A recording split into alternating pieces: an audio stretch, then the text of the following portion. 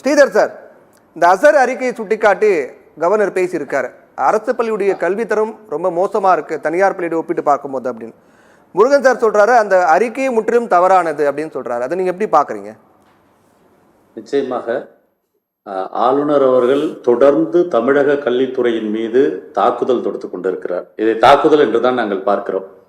ஏனென்றால் எந்த நேரமும் இதை பற்றிய எந்த நேரத்திலும் அவர்கள் இதை பற்றிய ஒரு விமர்சனத்தை, எதிர்மறையான விமர்சனத்தை தான் வைத்துக் கொண்டிருக்கிறார்கள். கிட்டத்தட்ட இங்கே 59,000 பள்ளிகளிலே 1,20,20,00,000 மாணவர்கள் கல்வி பயின்று கொண்டிருக்கிறார்கள். இதில் தனியார் துறை பள்ளிகளிலும் அரசு பள்ளிகளிலும் சரிசமமான மாணவர்கள் கல்வி பயின்று கொண்டிருக்கிறார்கள். இந்த கல்வி பயின்று கொண்டிருக்கின்ற இடத்திலே எந்த ஒரு இடத்திலேயும் இது போல ஒரு வகுப்பறையிலே 40 மாணவர்கள் இருந்தால் மெதுவாக கற்கக்கூடிய மாணவர்களும் இருப்பார்கள், அதிபுத்திசாலியான மாணவர்களும் இருப்பார்கள். அதே போலதான் தமிழகம் எங்கும் இவர்கள் பொதுவாக இன்றைக்கு இத்தனை பேருக்கு நாங்கள் எழுத படிக்க தெரியவில்லை என்று சொல்கின்றால் அதை மாநிலத்தினுடைய ஆளுநர் அதை மாற்றுவதற்கான முயற்சிகளைத்தான் மேற்கொள்ள வேண்டுமே தவிர இது கல்வி கற்றலில் உள்ள குறைபாடு, கல்வி கற்றலில் உள்ள மோசம் என்று விமர்சனம் செய்வது அழகும் அல்ல, ஏற்புடையதும் அல்ல. ஏனென்றால் ஒரு ஆளுநர் அவர்கள் பொதுவாக பொதுவெளியிலே வந்து பல்கலைக்கழக துணைவேந்தர்கள் மிரட்டப்படுகிறார்கள் என்று சொன்னால் அதன் மீது நடவடிக்கை எடுக்கக்கூடிய நிலவே இருக்கக்கூடிய ஒருவர் மிரட்டப்படுகிறார்கள் என்று பொதுவாக வெளியிடத்திலே சொல்லி கல்வித்துறை மீது அவநம்பிக்கை ஏற்படுத்துதல் என்பது எந்த விதத்திலும் ஏற்புடையதல்ல. ஒன்று.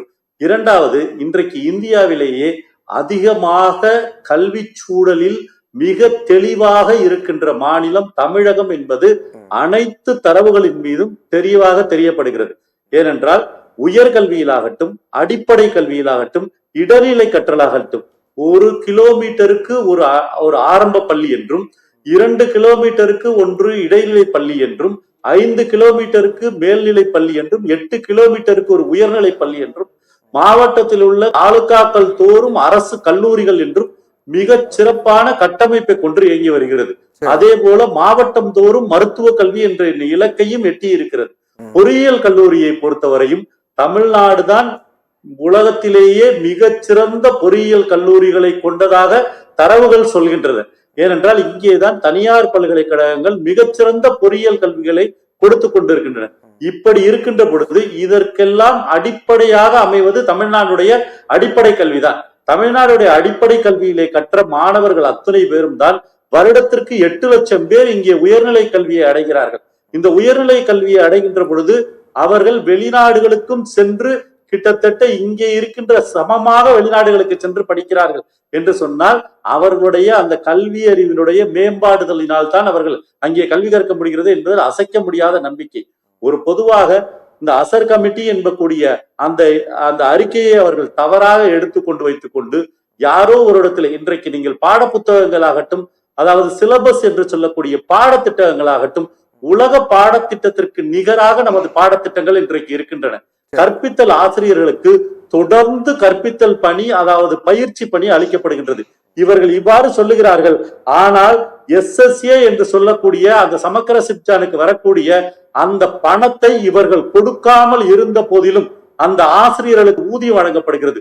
குறிப்பாக RTA என்று சொல்லக்கூடிய ரைட் எஜுகேஷன் ஆக்டிலே இருக்கக்கூடிய தனியார் பள்ளிகளிலே கல்வி கற்கக்கூடிய 25% மாணவர்களுக்கு 2 வருடங்களாக அவர்களுக்கான கல்வி கட்டணம் இன்று வரை வழங்கப்படாமல் இருக்கிறது.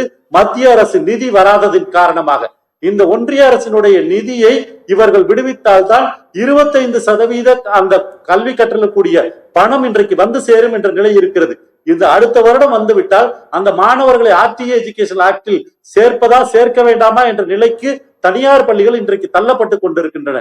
இவையெல்லாம் குறைகளாக வைத்துக் கொண்டு பொதுவாக ஏதோ ஒரு இடத்தில் போனேன் அந்த மாணவர்கள் கல்வி கற்கக்கூடிய சூழ்நிலை என்று சொன்னால் தமிழகத்திலிருந்து எத்தனை IAS ஆபீசர் உருவாகிறார்கள், எத்தனை குரூப் 1 ஆபீசர்கள் உருவாகிறார்கள், இவர்கள் எங்கெல்லாம் சென்று கல்வி கற்கிறார்கள்.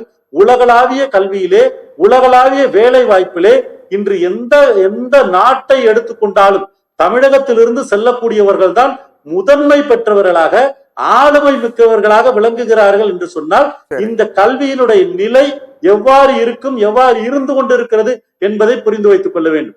இங்கே மாண்புமிகு முதல்வர் அவர்கள் குறிப்பிடுகின்ற பொழுது ஆரம்ப கல்வியினுடைய அந்த அத்தியாயம் என்று ஆரம்ப கல்வியினுடைய அத்தியாயம் என்று ஒன்றாகவும், மேல்நிலை கல்வியினுடைய அத்தியாயம் என்றாகவும், உயர்நிலை கல்வியினுடைய அத்தியாயமாகவும் தமிழ்நாடு பிரிக்கப்பட்டு இன்றைக்கு இந்த தமிழ்நாடு கல்வி வளர்ச்சியிலே உயர்நிலை கல்வியிலே மிக உன்னத நிலையை அடைவதை தாண்டி ஆராய்ச்சி கல்வியிலே இன்று உன்னத நிலையை அடைய வேண்டும் என்பதுதான் அந்த வேந்தர்கள் மாநாட்டிலே மாண்புமிகு முதல்வர் அவர்கள் அந்த கருத்துக்களை வைக்கிறார்கள். அந்த கல்வி எப்படி இருக்க வேண்டும் என்று தொலைநோக்கு பார்வையோடு வைக்கிறார்கள் தெரியுமா? அங்கொன்றுமாக இங்கொன்றுமாக குறைகள் இருக்கலாம், ஆனால் எங்கள் பார்வை என்பது வேலை வாய்ப்பை அடிப்படையாக கொண்டதாக மட்டுமல்லாமல் உலகளாவிய சமுதாயத்திற்கு பயன்படத்தக்கதாக இருக்க வேண்டும் என்று வைக்கிறார். அதுதான் ஒரு ஆளுகின்ற அந்த ஆளுமைக்கு அழகாக இருக்குமே தவிர குறைகளையே சொல்லிக் கொண்டு தமிழக கல்வியையே விமர்சித்துக் கொண்டு நான் அந்த தலைமையிடத்திலே இருப்பேன், ஆனால் தமிழக கல்வி நிலையை தொடர்ந்து நான் விமர்சித்துக் கொண்டுதான் இருப்பேன் என்று சொல்லிக்கொண்டு தொடர்ந்து இந்த கல்வி நிலையை, அதாவது இங்கே இருக்கக்கூடிய கிட்டத்தட்ட 5.5 லட்சம் ஆசிரியர்களையும் இத்தனை 1000 கோடி செலவு செய்து வரிப்பணத்திலே செலவு செய்து கொண்டிருக்கிற மக்களையும் கிட்டத்தட்ட 12 லட்சம் மாணவர்களுக்கு 1.5 கோடி மாணவர்களுக்கான பெற்றோர்களையும் அசிங்கப்படுத்துவதாகத்தான் அவர்களுடைய அறிக்கை. இத்தனை நபர்களையும் இவர்கள் அசிங்கப்படுத்தி விட்டு உங்கள் குழந்தைகள் எல்லாம் ஒன்றுமே கற்றுக்கொள்ளவில்லை, உங்கள் குழந்தைகள் எல்லாம் மோசமான நிலையில் இருக்கிறார்கள். அப்படி என்றால் எது சிறந்த கல்வி?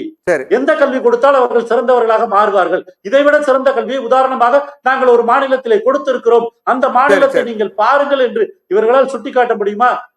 உலகம் முழுமைக்கும் எடுத்துக்காட்டாக விளங்கக்கூடிய தமிழக கல்வி நிலைமையை இவர்கள் கொச்சைப்படுத்துகிறார்கள்.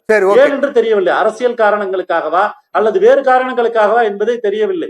ஆனால் தொடர்ந்து குற்றமே சொல்லிக் கொண்டிருப்பது ஒரு தலைமையிட பண்பாளர்களுக்கு, முதல் குடிமகனாக இருப்பவருக்கு அழகல்ல என்பதைத்தான் நாங்கள் இந்த நேரத்திலே தெளிவுபடுத்த விரும்புகிறோம். அதாவது தமிழக கல்வி நிலைமை என்பது மிக மிக நன்றாக இருக்கிறது, மிக உயர்வாக இருக்கிறது. இதில் எந்த விதமான மாற்றமும் இல்லை. ஆளுநர் அவர்கள் தொடர்ந்து தமிழக கல்வித்துறையின் மீதும் குறிப்பாக பள்ளி கல்வித்துறையின் மீது தாக்குதல் தொடுத்துக் கொண்டிருக்கிறார்கள். இது நிச்சயமாக மாற்றம் காண வேண்டும். இதில் மாற்றம் என்பது அவசியமாக இருக்கிறது. எங்களுக்கு மத்திய அரசிலிருந்து கொடுக்க வேண்டிய நிதி உதவியை உடனடியாக பெற்றுத்தர வேண்டும். பெற்று தந்தால்தான் அடிப்படை கல்வி உரிமை சட்டத்தின்படி நாங்கள் அந்த குழந்தைகளுக்கான கல்வியை தொடர்ந்து அளிக்க முடியும். ஆகவே எங்களுக்கு வர வேண்டிய 800 ரூபாயை மத்திய அரசு உடனடியாக விடுவிக்க வேண்டும். சமஸ்கிருத சிக்ஷா அபியானுக்கு வர வேண்டிய அந்த தொகையை உடனடியாக விடுவிக்க வேண்டும்.